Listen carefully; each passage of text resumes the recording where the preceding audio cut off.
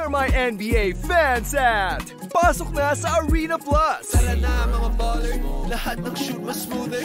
Watch the NBA playoffs on Arena Plus for a chance to win magic tickets and up to 64 million pesos worth of prizes. From cell phones, motorcycles, to a brand new car. Huwag ka magdalawang isip, bet. Arena Plus, yeah, you know we the best. Go to arenaplus.net and get your magic ticket today. Arena Plus, yeah, you know we the best. Responsible gaming tayo. Gaming for 21 years old and above only. Keep it fun. Game responsibly.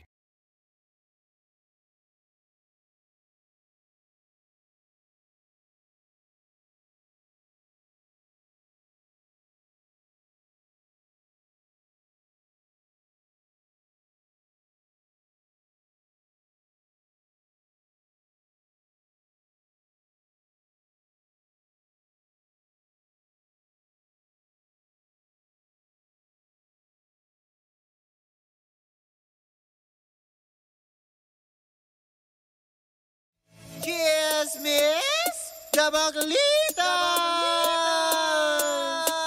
With Tita Cora and Kapitana Sisa. Same, pero iba. We are number 106.7 Energy FM. Pangga, wag mong sabihin radyo. Sabihin mo.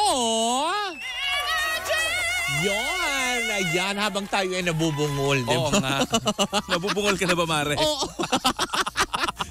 Happy Wednesday morning po sa lahat ng ating mga pangga na patuloy na nakatutok sa Energy FM. Ako po si Kapitana Sisa. Ano naman po ang inyong Tita Cora? At ito na ang Baklita sa Woo Woo Woo! Hi po sa inyong lahat. Sa lahat pa rin po ng mga pumapasada ngayon sa mga pampublikong sasakyan na mapabas man yan, jeep, taxi, ayan, tricycle, e-bus, e-jeep. Hello po sa inyong lahat. At syempre sa mga miyembro ng G-Liner at RRCG, maraming salamat. O, diba? Ay, Mare, meron tayong nakakaligtaan. Alin? Yung mga papa natin na nagpipiga ng gata dyan sa mga palay-palengke. Ay, gusto ko yun. Hi po sa inyong lahat. Oo, nakatutok sila sa atin. Ay, gusto ko yun. Dyan sa Habang pamilihang pinipiga bayan ang ng gata. Santa Maria, Bulacan. Ay, hello po. Oo, nakikinig sila sa atin. Hi! Minsan dadayo ako dyan para bumili ng gata. At pigaan ka. Ay! Hindi ka magpipiga. Pwede ba minsan, alam mo yon, magsabayan tayo magpigaan ng gata. Diba? Gusto ko ma-experience yun eh. Yung nilalamukos mo yung gatang pa ganon, diba? Ano yan? Grabe. Ano, bagong biyak na buko? Oo, bagong biyak na bunga. Oh. Anyways, nako, eto na muna bago tayo tumungo sa ating mga pagchichikahan for today's video. Eto na, oras na para sa Chika sa Arena!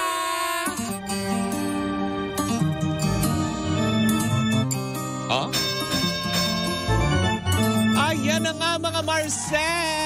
Yan, sa mga nakatutok sa atin ang Chika sa Arena na ito, hatid sa atin ang Arena Plus Astig sa Sports. Talaga nga naman ongoing ngayon ang Game 5 na nakakaloka. Ng alin? Ng NBA playoffs kung saan nga naman ayan, natapos na ang laban. Ako, nakakaloka yan. Laban ng alin? Laban ng mga, ayan, mandaraga. Charot, hindi. Ito na nga. Kaninong laban? Laban ng mga AFAM para sa Eastern and Western Conference ng NBA playoffs ito. Dahil kanina po, nagwagi sa Game 5 ang Knicks over Pacers kung saan nga naman nakakaloka. Lead na ang NYK Knicks over Pacers ng 3-2. Diba? Tinalo nila ang Pacers sa score na 1-1 versus 91. At syempre naglalaban pa rin ngayon ang Timberwolves at ang Denver Nuggets kung saan first quarter pa lamang po ngayon para sa kanilang Game 5. Nakupuspusan na ito dahil since Game 5 na ito, Marse, meron na lang 2 games left kung sino nga ba ang maglalaban-laban para sa Final 2 at kung papasok man sa alam mo yun, sa finals ng championship ay malalaman natin sa mga susunod na ng mga araw. Well, in the meantime, mga Marse, hindi so, sino ba nangunguna ngayon dyan, Mare? Well, ngayon, ayon sa ating nabalitaan. diba? Na nakakaloka. Leading ngayon ang Boston Celtics with 3-1. Pero eto na nga, hindi ba? Ngayon ay pumantay na rin ang New York Knicks na may 3 panalo na rin. Ibig sabihin nito ay medyo umuusad na ang Eastern Conference side. Dito na lang sa Western Conference side kung saan malalaman natin kung sino nga ba, hahayaan na nga ba ng Denver Nuggets na makausad ang Timberwolves o ipaglalaban nila ang kanilang titulo bilang kampiyon last season sa NBA Games na nakakaloka. Malalaman natin yan sa mga susunod na mga araw. Ang mga AFAM na naglalaban-laban at aagawan sa mga bola. Alam mo yun, gusto ko talaga yun minsan yung ako naman yung paglaban-labanan nila. Pagpasa-pasa ng mga AFAM. Highest bidder, gano'n. Ganda. Diba? Ganyan talaga. Art piece. Ooh, yes. Artifacts. Ganda. Nahukay. Ay, pero Mare, eto pag-aagaw-agawan din ng bola. Nakalin. Nasa Italy ngayon, Mare, ang Philippine National Beach Volleyball Team para lumaban sa Volleyball World Beach Pro Tour Future Tournament na gaganapin across Europe simula sa Serbia. Ayan, Serbia. Ayan, sa May 16 to 19. Ano yan? Men's Today, division, women's division? Halo-halo to, Mare. Ayan, gusto ko yan. Ayan, at susundan ito ng competition sa Battipaglia, Italy sa May 25 to 26 at sa Sapi, Switzerland naman sa May 29 to June 2. Ay, hindi lang tayo, diba? Hindi lang tayo sa larangan ng basketball na alam mo yung namamayagpag internationally kung hindi pa rin. Sa larangan na rin ng volleyball ay talagang nga naman napapansin na rin ang ating mga kupunan. Diba? Dahil marami na magagaling talaga ng mga nagpumapalpal ng bola. Alam mo, Maria, gusto kong malaman kung tama na ba ang suportang ibinibigay ng ating gobyerno ng national government sa mga manlalaro. Mukha naman yata, Mare. Kasi hindi naman kagaya dati na yung mga manlalarong atletang Pilipino natin ay umaalma. Pero ngayon talaga, since alam mo yun, siguro nakakakuha na ng enough support, kaya naman mas ginaganahan ang ating mga atletang Pilipino makipagbakbakan sa larangan ng sports. Correct. Diba? Sa ibang bansa at ginagalingan talaga to the highest level. In fairness. Patunay lamang na hindi lang talent meron tayo, diba? Kung hindi kaya rin natin ang sports ay talento, Oo, kasama pala kasi yun hindi doon.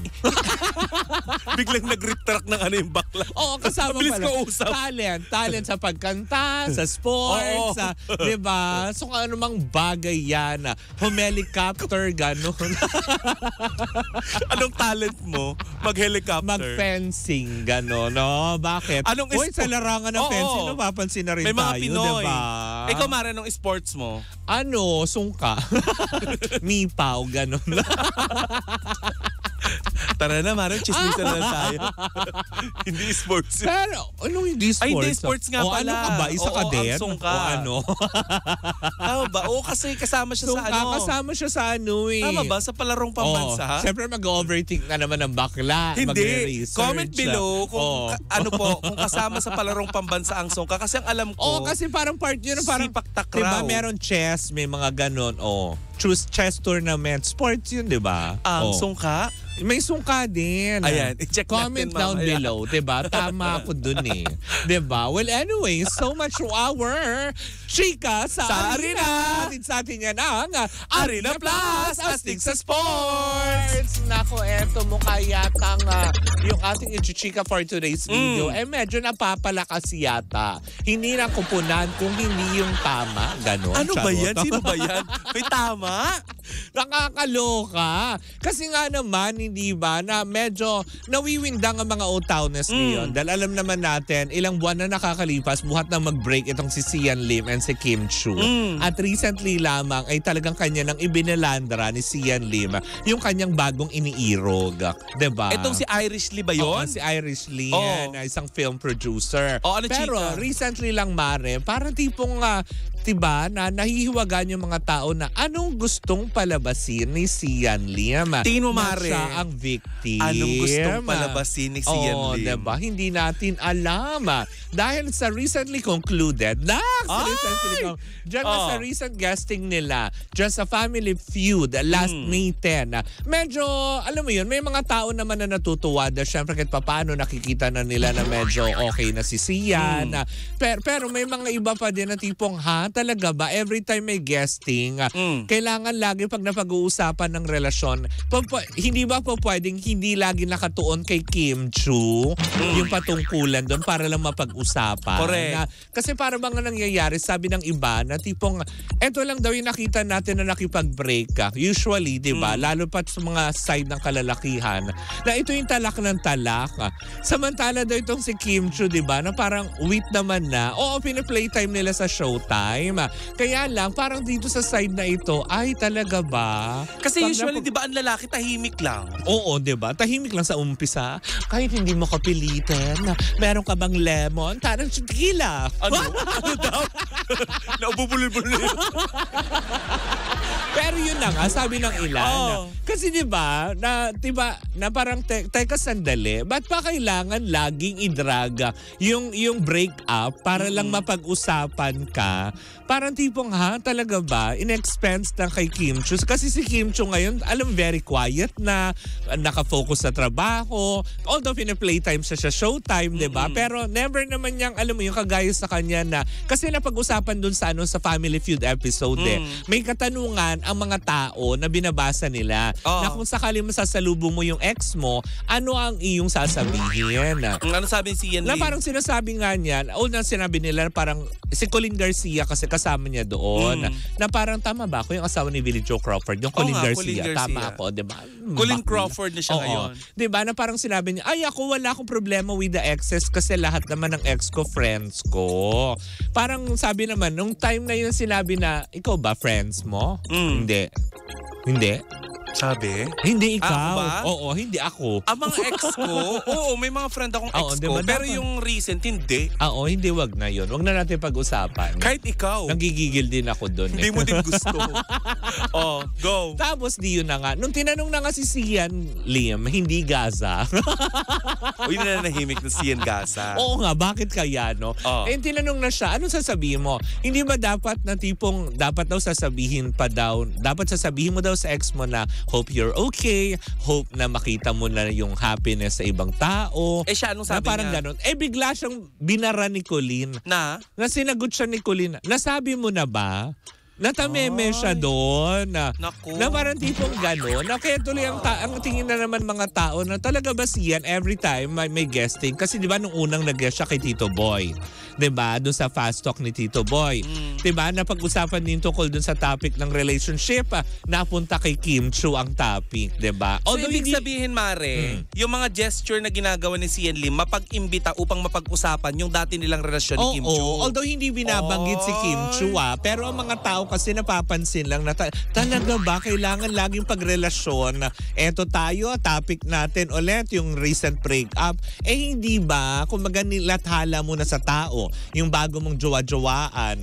Diba? Dapat move on na. May pakeme-keme. Kaya tuloy parang sabi ng mga tao, bakit gano'n? Parang lumalabas pa victim ka. Pero Mare, alam mo, nakikita ko din dyan, hindi rin naman maiiwasan na mapag-usapan, lalo na may mga show sila. Not unless ocean deep itong si Sian Lim at si Kim Chu ang umaarangkada. Pero alam mo yung masasabi ko lang din naman, no, sa dami na nakita natin na nag-break up na mga magkakarelasyon, parang ngayon lang ako nakakita na ang lalaki ang talakaton ever. Diba? Ang lalaki ang makuda. Kumpara naman dun sa Merlat. Kasi 'di ba bakit naman hindi, for example, sabihin na natin, 'di ba recently lang napag-uusapan bakit ang Katniel? 'Di ba? Si Daniel hindi in fairness kay DJ, kahit anong bato tungkol doon, never siya nagsalita. Hindi naman never, may nagsasalita pero hindi. Pero hindi siya yung ganung kaano na every time may lalabas sa may camera, parang ay ito meron topic natin. Ay kasi meron akong ganito, 'di ba? Ay katulad na lang 'di ba nagbukas siya ng negosyo. 'Di ba? Pag usually ganon, never naman niyang binabanggit na anything na related sa past niya, diba? Isa pang example, Mare, ito, si Gerald Anderson. Oo, diba? Di ba nung naghiwalay sila ni Bea Alonso, ang daming binabato sa kanya. Oo, pero never. Oo, kesyo di ba kailan nga natin nalaman na hindi naman talaga daw niya ginosting itong si diba? Bea. Yung mga ganong aspeto. Pero syempre, ibigay pa rin natin niya kay Bea at Gerald dahil malamang may mabigat na dahilan yun. Tapos, diba, yun na nga, as in talaga sabi ng mga Otawnes, talaga ba? Sa isang lalaki na ikaw na ang naka-move on, ikaw pa din yung talakaton. Yun ang tanong ng mga tao. So hinihiling kaya ng mga tao, Mare, na siyan, manahimik ka na muna kasi nag-move on yung ex mo. Diba? Kumaga parang pare-pares kayo, ikaw naka-move on na, yung isa hindi pa naman totally, diba? Oo. Yung mga ano lang naman, yung mga dinidikit sa pangalan ni Kim Chiu ngayon, puro allege pa lang dahil wala pa naman din mga kumpirmasyon. Malamang hinihiling ng mga tao, lalo ng mga fans ni Kim Chiu, na sana maging gentleman naman tong si Sian. Siguro, ganun nga. Kaya yung mga netizen medyo nag-react. Kumbaga dun sa episode na yon at sa mga iba pang mga guesting niya, yan ang mga nagiging reaction ng mga tao na nanggigigil sa kanya. Pero marami din nagtatanggol kasi marami naman nagsasabi na it's nice to see Sian Liam na coping up, na medyo okay na, maayos na siya ulit, diba? Sana ganun na lang as it is. Alam mo, pag ganyan yung mga naririnig ko, Mare, naalala ko tuloy yung ilang taon na nakakalipas, yung isa sa mga episode yata ng Banana Split o Banana Night. Yung may pinaakyat sila sa stage na look-alike ni hindi, ka-look-alike ni Kim Chiu. Oo. Diba? Tapos niloloko-loko nila. Hindi, pinaakyat nila tapos hindi siya nag-react ng maayos dun sa babae. Diba? Yung mga ganung aspeto. So dun pala parang sinasabi na ng mga netizen kahit na na parang hindi gentleman daw itong si well, diba? Opinion pa din ng ibang mga tao yan. Pero syempre, sana man lang, diba?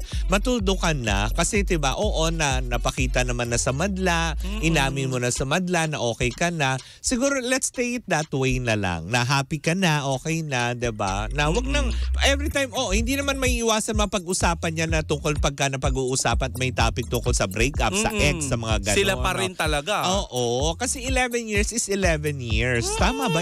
Sila yung 11 years? Yes! Ay, hindi, si Katniel yung 11 years. Oo. Halos magkasunod lang sila. Talaga ba? Yun.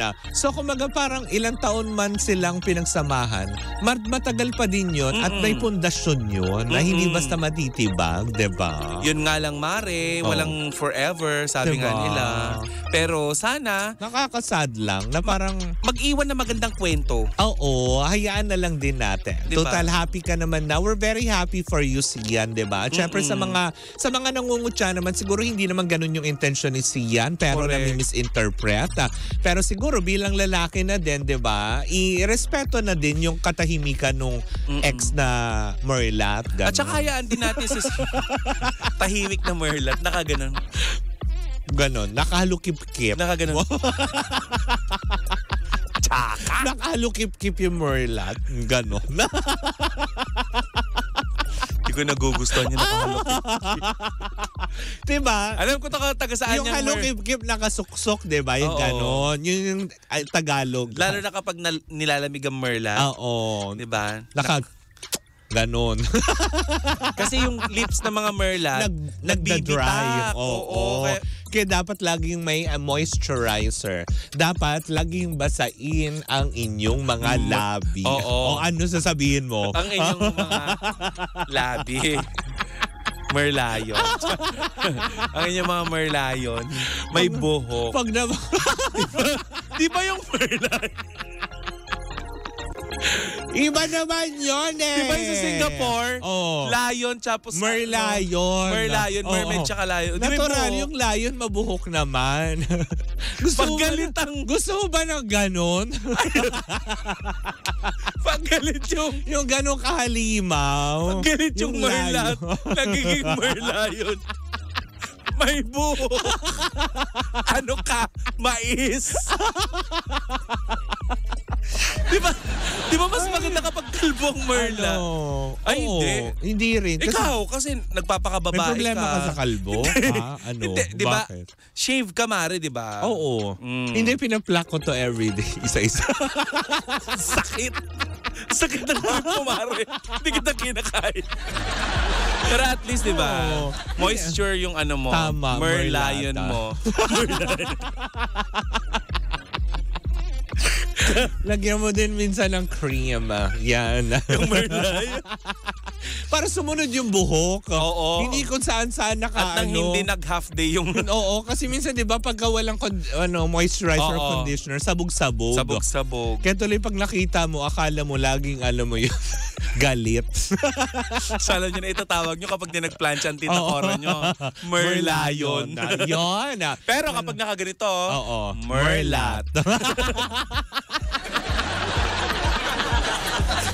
Ay, nako. Anyways, diba? Yun lang naman din ang masasabi natin, diba? Kay Sian, Siguro sana ay- na-misinterpret lang din siya.